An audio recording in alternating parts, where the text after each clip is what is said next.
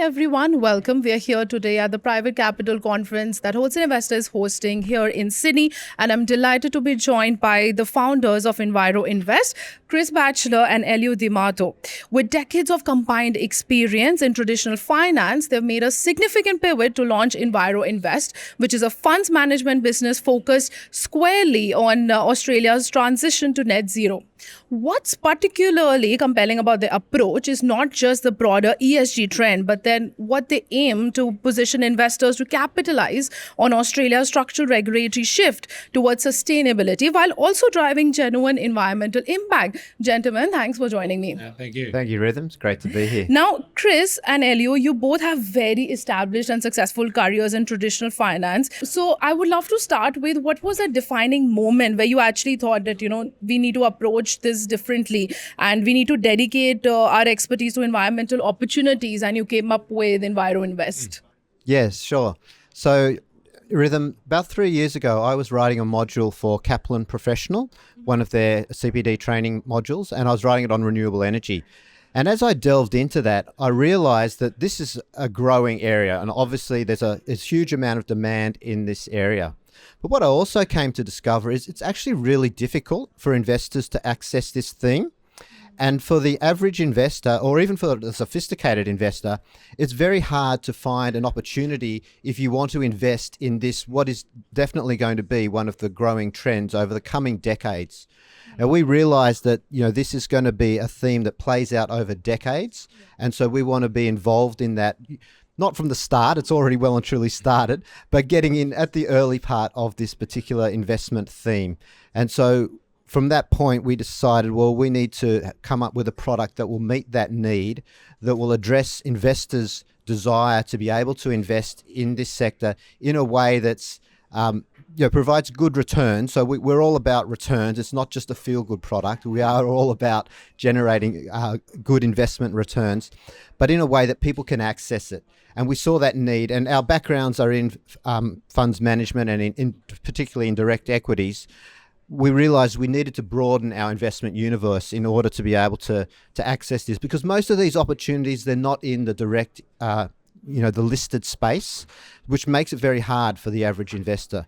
So we're putting together a business that will then invest or manage an investment portfolio focused on these types of assets that provide an environmental benefit to the community. Yeah, direct equities is a very crowded space. And both Chris and I have, significant experience, and we know that over the long term, investing is physics, but over the short term, sometimes it'll be the quality of your marketing department as to the ultimate direction of your share price. So when it comes to the environment as such, what option do investors have? There's a few super funds that are on the periphery, unless they want to put all their eggs in that one basket, possibly, or worse still, invest a hell of a lot of money in an asset they actually don't understand. So with our investment expertise, coupled with some key hires that we think will add to our overall business, then we can look at establishing a fund that ultimately meets the needs of investors and gives them access to the environment as an investment vehicle. Yeah, absolutely. And it's really interesting to learn that how actually the idea came about and you guys got into the sector. Now, you are currently raising $2 million for 30% of the business, which is projecting impressive IRR around 29%, which is a very confident outlook for the investors watching this interview. Now, can you tell us what actually gives you this strong conviction about the timing and the specific potential of environmental investing in Australia right now? Yeah, sure. So we're a funds management business. So the way we will make our money is by taking a margin on the funds that get invested in the funds that we raise, the particular investment products that we raise. So the business model is a very established model. It's been around for decades, if not a lot longer. It's a very simple model. The challenge is, what are your revenue drivers? Well, they're funds under management, essentially. And there's two things that contribute to that: investment performance and distribution. Now, the thing that we've realized is that this is a really strong trend, both globally and domestically. And as we mentioned, this is going to be around for decades. So there's a lot of demand for this. There's not a lot of supply in terms of products. So we really feel that this is an opportune time for us to bring a product to the market to meet that underlying demand, so that investors can tap into what is clearly a very strong investment theme, and a lot of people will want to get behind it. And that's why the bullish aspect of our forecast is the funds under management. We believe that we can grow that and grow that strongly. Part of that's our track record, but a lot of it is simply that we're in the right place at the right time. If you then look at the environment specifically to Australia, well, as we know, in the recent election, we saw a landslide to Labor. Now, we're confident enough in this thesis that we would have been happy to do it under a different political environment. But as it turns out, the particular situation now is that we can have a lot of confidence that for the next 3 years at least, and probably the next 6 years, we're going to have regulatory certainty, and that therefore creates a really strong environment for renewable energy. The government in Australia and all around the world for that matter, but particularly in Australia, they've set targets of wanting 82% renewable energy by 2030. They may not achieve that, but even if they get somewhere close, that's still going to require enormous amounts of investment. So, in order to meet that, this sector has really got to step up, and we want to be a part of that. And we really believe, with that regulatory certainty now moving forward, in 6 years' time, even if there's a change of government, it'll be too far down the track to turn back. So we have a lot of confidence in the long-term outlook for this sector. Absolutely. And the environment we are currently in, you said it right, that, right place at the right time, that is very important.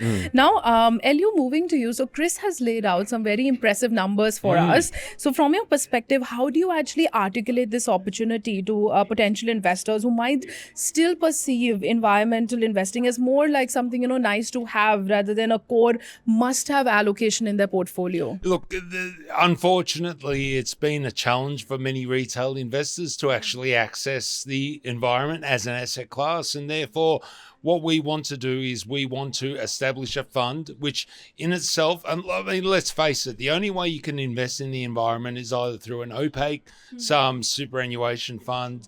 If you have a very good contact at a high up or high end wealth manager, you could put all your eggs in one basket, or worse still, you invest in something you actually don't really understand. And that's something that Chris and I feel that we can form a bridge over in regards to the allocation of capital across assets that are actually understood and will generate a return and ultimately leave the place in a better place, or leave the world in a better place than where we are today. And we're not a VC fund. I mean, this is a real serious investment. So as far as we're concerned, we want to make sure that ultimately investors generate a very strong return for the risk that they take on. But the beautiful thing is that being an investment in the head company, that we have an opportunity to take people on the journey with us, so that ultimately, when we do eventually release the funds and launch them out to the marketplace, and I have no shadow of a doubt in regards to the capital that can be raised on the back of that, but reap the benefits in regards to being the actual investor in the business, to which, as Chris articulated, has very strong financial metrics. And as you mentioned, it's a win-win for everyone. Yeah, amazing. Very well said. The points you have raised really make a lot of sense, and we can see that why this is not just a nice to have investment, but something that they should have in their portfolio. Now, Chris, you've mentioned that while environmental projects and investment opportunities are becoming numerous in Australia, direct investor access can often be a challenge. So how is EnviroInvest structured to bridge this gap and provide that crucial access for investors? Yeah, exactly. So what we've found to date is that there's basically two types of investments if you want to invest in the environment. There's the really large projects that we see, wind farms and solar farms and so forth. And then there's various companies, a few of which are listed on the ASX, but they're developing technologies that are highly speculative, that may come off and may do wonderful things to reduce carbon, but there's a really high element of risk there. So we're not looking to create a high risk fund. We'll have an element of risk in it, but we want to access that other side, which is those projects that you see, but the thing with those projects is they require big licks of capital, hundreds of millions of dollars, or at least tens of millions of dollars. So we believe by structuring this fund the way we are, that we will once we have the capital and the expertise, we'll then have a seat at the table when these projects go out to market and say, we're looking to raise 100 million. We'll be able to say, well, that's a great project. We can put 10 million towards that. At the moment, the average investor can't access that unless you can throw 10, 15 million dollars at a project. Those things are out of reach for most people. So our product will initially be a wholesale fund, which will mean that we'll have a minimum investment of $250,000. So it is aimed at sophisticated investors. In the longer term, we look to extend that to retail investors and have a maybe a $10,000 or $20,000 minimum subscription. But that is a few years down the track once the business is up and running and the fund itself is up and running. Yep. Wonderful. Thanks for sharing that. Now, Elio, a powerful part of your vision is the concept of turning nature into an asset class. Now, looking ahead, let's say 5 years from now, what does EnviroInvest ideally look like in your eyes, and what kind of tangible impact do you envision the fund and its investments making? In 5 to 7 years' time, I want us to be so large that ultimately we can't be ignored. I mean, an important distinction in what we do, we don't try to save the planet by helping investors. Rather, we help investors, in this instance, by saving the planet. And it might be a play on words for some, a small distinction, but generally it means what it does. In that Chris and my background is historically in the direct equity space, which, as Chris alluded to, has its own challenges, particularly in an environmentally conscious sense. But notwithstanding that, there are just so many different assets in this space that are just not accessible to many investors.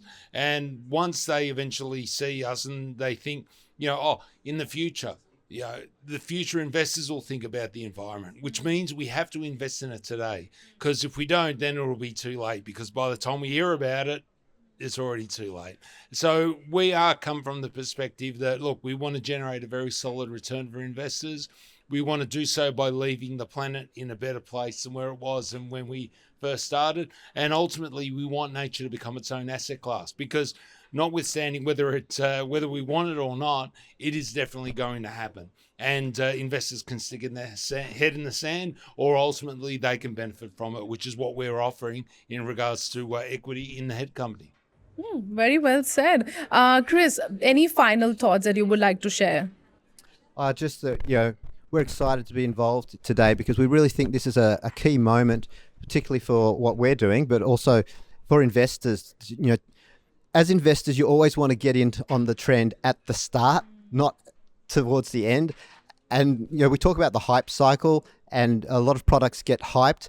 This segment is not really that hyped at the moment. It was, but now's when the money gets made, because it's a theme that's going to play out over decades, and the people that get in early are going to have that opportunity to benefit, as a lot of these projects are at very early stages. And if you can get in on the early stages, you'll have the chance, if you've got a long horizon, to really benefit from that.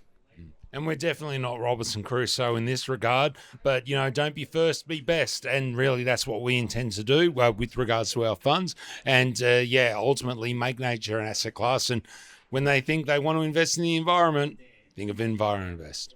Amazing. Now, before we wrap up, I have to ask you, we are here today at the Private Capital Conference and you both are exhibiting. So how's your experience been this morning, with your investor conversations? How's it going? It's been wonderful from my perspective to talk to so many well-versed investors who understand, who basically walk this well-trodden path, irrespective of what it is we do. To actually be able to talk one-on-one in regards to them has been incredibly valuable for me personally.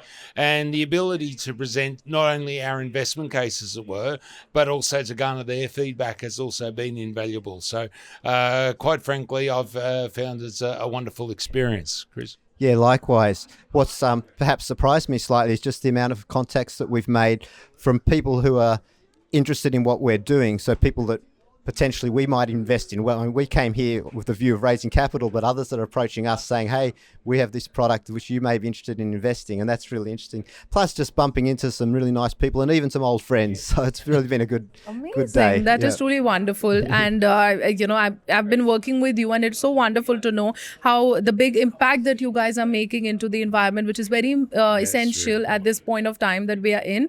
So to our viewers, thank you so much for tuning in. You've heard it all from from the founders of EnviroInvest. So if you want to get in touch with their team, please check out the contact information, which is available in their deal room on Capital HQ, or you can find them on their company website. Once again, thanks for tuning in, and thank you so much for joining me in the conversation. Thank you. Thank you, Rhythm. It's been a pleasure. Thank you.